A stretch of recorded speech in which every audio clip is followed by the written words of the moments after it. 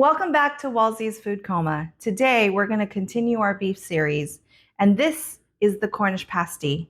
My stepdad is from England, and he loves this, except that he's had a hard time finding it in the States.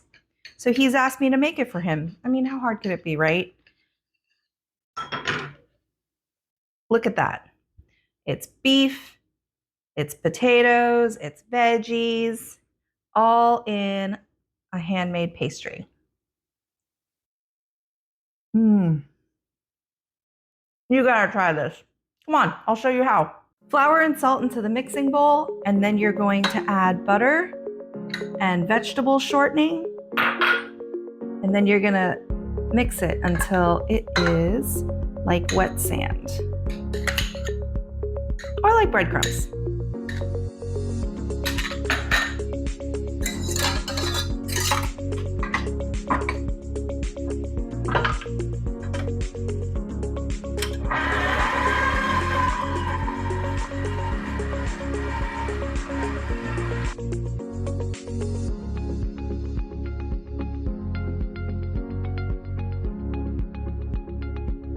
All right, so this is a great place. It's starting to look like clumps of sand and it's a little bit wet looking, which is exactly what you want. Now you're just gonna drizzle in the cold water. It needs to be cold. And then from there, we're actually gonna switch it out to a dough hook so that it doesn't turn it into mush. Like so. Actually, take a moment to scrape down the sides. You want all of this to get incorporated.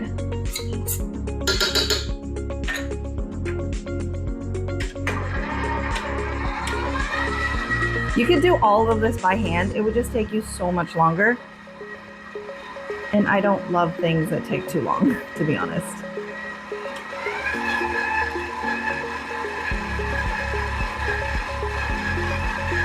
You can already see it getting all incorporated. You want the dough ball that's on the inside to pick up the dry crumbs on the outside.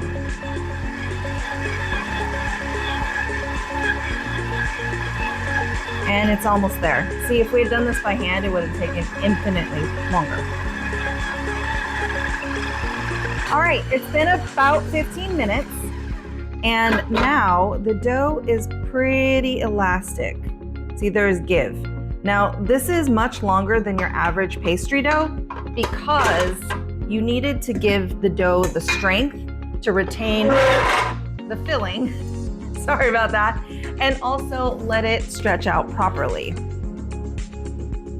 The next step is to cover this in saran wrap and then let it rest in the fridge for 3 hours. This is super, super important because if you use the dough fresh, it's gonna be almost impossible to roll it out and shape it and make it work.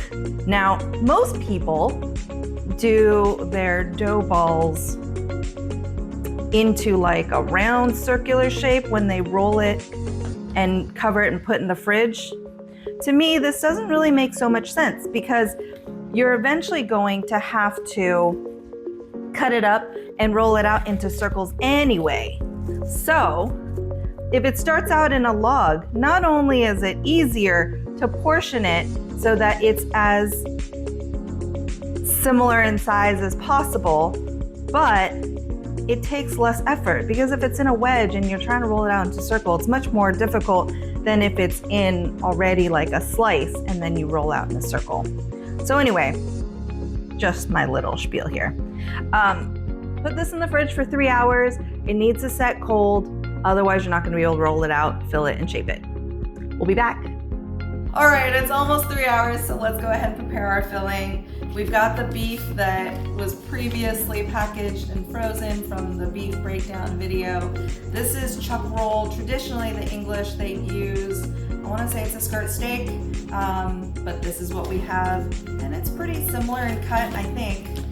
And we've got an onion. We'll only need about half of this. We've got a potato. And this, my friends, is a rutabaga. So the recipe that I found actually calls for a Swede because in England, that's what they call this guy. But in the US, can you imagine trying to find a Swede? Well, I tried multiple stores, could not find it because what we call it is a rutabaga, and it looks just like this. All right, we're gonna cut all of this up and okay, you don't have to do this. It is a little bit neurotic, but I like to make sure that every single pasty has its fair share of meat. Like I would hate for one person to have just a little bit of meat and a lot of vegetables, and then for the next person to have a lot of meat and like no vegetables. So I've actually divided everything up equally by weight. Again, you don't have to do this, but there's basically a little bit of beef, onions, potatoes, and rutabaga in every little tin.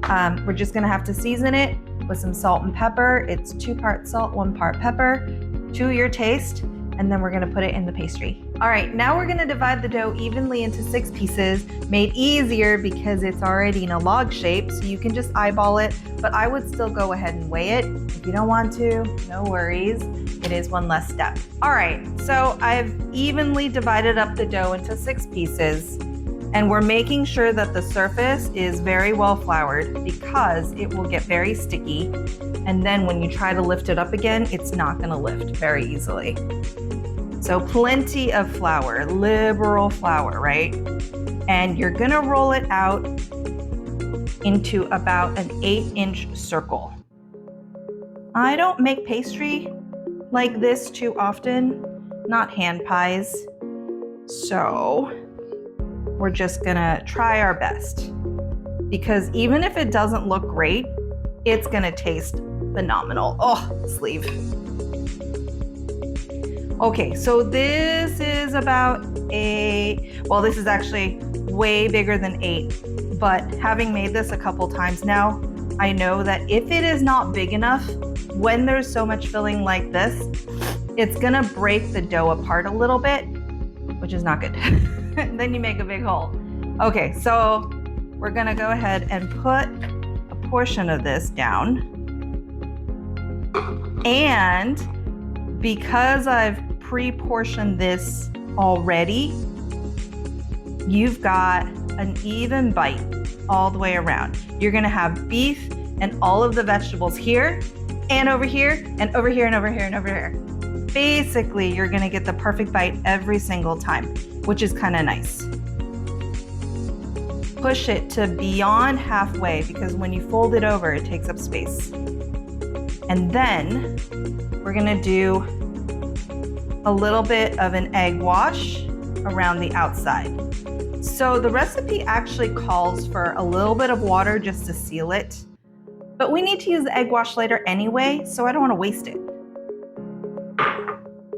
So salt and pepper liberally because this is all the seasonings it's gonna have, and it's gonna be twice as much salt than there is pepper. Just a little more. All right. And then you fold it over to meet the edge of the seam. Yay, it fits. So my circle's not so terrible. Okay, press the sides down to seal it. And then you're gonna have your left hand and your right hand work together. This part is a little bit tricky, but you know, it'll get done. So your right hand is going to pinch,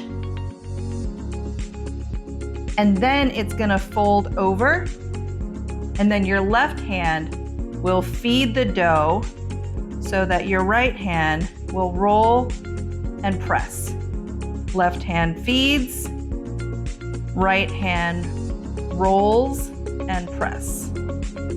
Feed, roll, press. Feed, roll, and press. And once you get the hang of it, it will be easier and faster. And you don't have to keep saying feed, roll, and press. I promise. Feed, roll, and press. Like I said, this is like my second time doing it, so I may be saying this a little bit longer, but we're almost there. And roll and press. So even though the recipe says 8 inches, like I think you need more than 8 to get all the way around. And then just give it one final squeeze to make sure everything is sealed up. But see, that's not so bad. It's kind of pretty, right? All right, repeat with all the rest. Look how round this is. Of course, it's like my last one, but whatever. Also, a reminder, this is a great time to preheat your oven while you're doing the filling so that your oven can be hot and ready to go by the time you're finished with the last one. All right, here are the 6 formed pies. As you can tell, these ones over here are the more recent ones I did because they look way better. But we're gonna go ahead and egg wash them, and it's gonna be delicious. So who cares if they're not quite perfect, right? Just lie to me.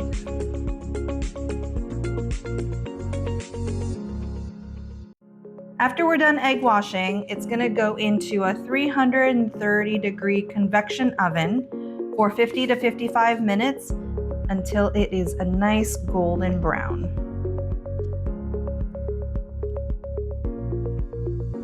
See, look how much egg wash is left. All right, it's time to bake. I will see you guys in about an hour.